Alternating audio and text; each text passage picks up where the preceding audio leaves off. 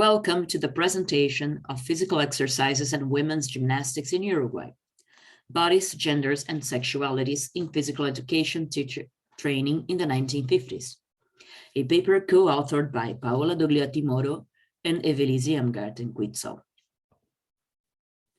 In the 1950s, Uruguay had outstanding international recognition at educational and cultural level, being called the Switzerland of the Americas. Neobashismo promoted national industry through a growth model that substituted imports, expanding the state's sphere of action, trade union organizations and labor and social legislation, while strengthening political democracy. By this time, it had been a little over a decade since Uruguay had become the first country in the region to grant women the right to vote in 1927, thus increasing their political visibility. The first 4 women legislators in Uruguayan history were elected in 1942, and it was shortly after that, in 1943 and 47, that the Women's Civil Rights Act was passed. In this context, the National Commission of Physical Education regulated physical education and sport at a national level. Its policies included a wide international circulation of ideas, agents, and practices through various actions, such as scholarships and study trips abroad, the participation of official delegations in the main events and congresses within the field of physical education, both in Europe and the United States, as well as in other countries of the region, the organization of international congresses in Uruguay, welcoming figures of international renown, and the reissue of the National Committees of Physical Education official journal. It was in this context that the Pan-American Congress of Physical Education was held in Montevideo in 1950. Some of the lectures given at this Congress were published by the National Commission of Physical Education and formed part of the academic program of the Higher Institute of Physical Education, a training center for physical education teachers in Uruguay founded in 1939 within the orbit of the National Commission. In this paper, we analyzed 3 lectures on women's gymnastics presented by prominent Uruguayan scholars, Alberto Langlade, Nelly Rey de Langlade, and Juan Herrera. Our aim is to analyze the most recommended bodily practices, adaptations, and prohibitions prescribed for women in the mid-20th century. Alberto Langlade's lecture, entitled Women's Gymnastics, begins with a discussion about the new role that women should take at that time, with obligations and prerogatives that go beyond motherhood and housework, and explains how women would benefit from physical education. He then briefly conceptualizes physical education with its different fields of action, such as sports, athletics, recreation, and gymnastics. Langlade seems to make a distinction between women's gymnastics and men's gymnastics performed by women, the former being the true gymnastics which avoided effeminacy and affectation. He says, women's gymnastics in some cases results in affectation and effeminacy, which is the product of wanting to adapt male gymnastics for women without considering that women should not be affected or effeminate, but feminine, and that the workout to be done by them should not be a workout thought for weak men, but a workout adapted to their morphological and temperamental conditions. For Langlade, gymnastics for women should not be a job for weak men, nor should it be male gymnastics disguised in effeminacy. Although the aim is to keep women's workout far from what could be considered a workout for weak men, all considerations regarding strength exercises for women go in this direction. The anatomy and physiology of women is shown in terms of diminution and weakness, establishing a universal model of the female body, which is always in a place of biological inferiority in relation to the male body. For Langlade, the proposition of a system of women's gymnastics should involve a comparative study of male and female anatomies, physiologies, and temperaments that is adapted to their structure, functions, and temperament, 3 structuring elements of biotypology. An ideal body is thus presented based on a balanced biometry, which is a sign of normality according to which all bodies should be adjusted, measured, classified, and hierarchized. Gymnastics must cultivate this body as the basis of physical education for the subsequent development of sports or athletic activities. Langlade's 1950 article, Women's Gymnastics, contained several elements that largely coincided with those that would later appear in his Manual of Didactics of Gymnastics, published in 1956, for the Theory of Gymnastics course. Hence, they also coincided with a syllabus of the Second Theory of Gymnastics course, which integrated the training course of physical education teachers in Uruguay according to the 1948, 1956, and 1966 academic programs. In these documents, Langlade starts from the anatomical, physiological, and temperamental differences between women and men, and dedicates 3 sections to physical exercises and gymnastics for women.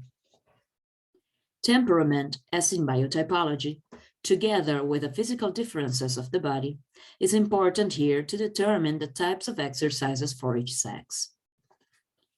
Langlade then elaborated on the size differences between men and women in height and weight, growth and puberty, and in terms of their skeleton.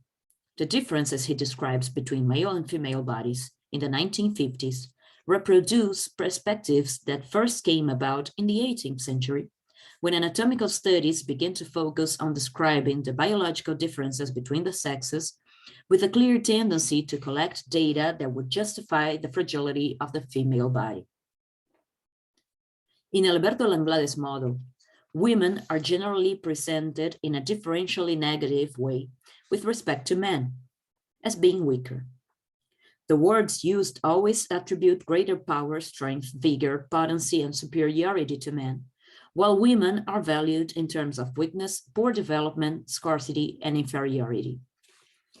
Differences are described based on scientific advances in descriptive muscular anatomy, but are ideologically tinged with subjective attributes such as softness and delicateness, which are far from anatomical observation. The female sex is defined as weaker, less vigorous, more delicate, and softer than the male sex. This is accentuated when the rates of workout for each sex are compared and indices are used to prove that men are more efficient than women, emphasizing the importance of biological determination over social determination.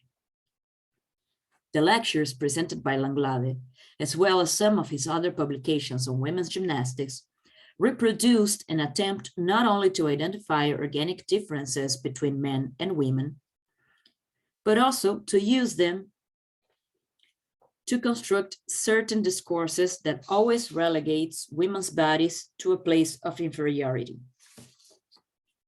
These lectures also contributed to consolidate the idea of motherhood as women's main role.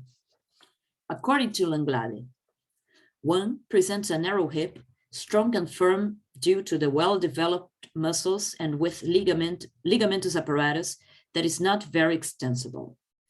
The pelvis of 2 is large, very voluminous, lower than that of 1, but much wider. Its inclination is greater by 4 degrees, and its ligamentous apparatus weaker because of its future mission. The essentialization of the female body as inferior and destined for motherhood is also expressed through Langlade's observations on its physiological functioning, and I quote, "From a physiological standpoint, the lesser development of the cardiac muscle makes women inferior to men for prolonged efforts. The female nervous system is more delicate, fragile, and excitable than its male counterpart. This is shown by greater intensity of women's emotional states. This excitability of a woman's system makes her reaction time slower than a man's and increases her possibilities of distraction, since the calmer an individual is, the shorter the reaction time is." The author intended to establish biological elements that would justify the supposed weakness of the normal female body. Women are associated with a figure of hysteria, more delicate, fragile, and excitable, with greater intensity of emotional states. It is determined without any basis whatsoever that the greater the serenity or calmness, the shorter the reaction time, a quality which is associated with men. According to Alberto Langlade, female instability is associated with menstruation. The entire nervous system of women is also subject to fluctuations associated with the menstruation process. The so-called premenstrual period, in which nervous irritability increases, as if it were an accentuation of women's lack of nervous equilibrium, from mild, almost imperceptible cases to serious nervous disorders, which turn an individual into an invalid. After the cessation, there is another period of increased irritability for another couple of days, which then gives way smoothly to the comparatively stable intermenstrual period. Menstruation is discursively constructed as part of the device of hysteria, dominating a woman's body and trapping her inside a place of affective instability, disorders, and illness to the point of invalidity. As Vertinsky points out from the analysis of medical discourses on the female body and physical exercise in the 19th century, and I quote, perceived as pathological condition, however, it provided cause for exclusion of women from vigorous and competitive sports and from any physical exertion which the medical experts consider overtaxing. These notions, identified by Vertinsky in 19th century Anglo-Saxon medicine, also appear in Langlade's reflection on women's bodies. For the Uruguayan author, menstruation has direct consequences on motor development. The lack of nervous equilibrium will also manifest itself in the purely motor domain, in the propensity of women to involuntary muscle contractions, convulsions, and similar acts. Women's movements are, to a greater extent than men's, involuntary products and expressions of moods and inner states. After citing a vast number of scientific studies on physical exercise and menstruation, with a variety of often opposing and contradictory results, Langlade concludes that all intense exercise, especially for a sporting nature, during menstruation is discouraged. All activities capable of causing trauma and strong emotions are considered to be dangerous. It is advised to leave to personal will and, according to the physical and spiritual state, the performance of any physical exercise, either of light or mild intensity, during menstrual periods. Although women are not forbidden to exercise during menstruation, this period is described as delicate, special, and it is left to woman's will whether she can exercise with light or mild intensity during this period. Women's bodies are controlled based on a medical discourse that prohibits intense exercise and the experience of intense emotion. An ideology is constructed around menstruation, which, together with a supposedly weaker skeleton, places women in a place of inferiority, impossibility, and suffering that keeps them in a lower hierarchical position than men. In conclusion, in terms of physical exercises, these propositions meant the maintenance of clear limitations to Uruguayan women, reducing their possibilities to gymnastics, especially rhythmic, dances, and exercises like walking and running, as long as they did not endanger their femininity and their possibility to fulfill the role of motherhood. Thank you.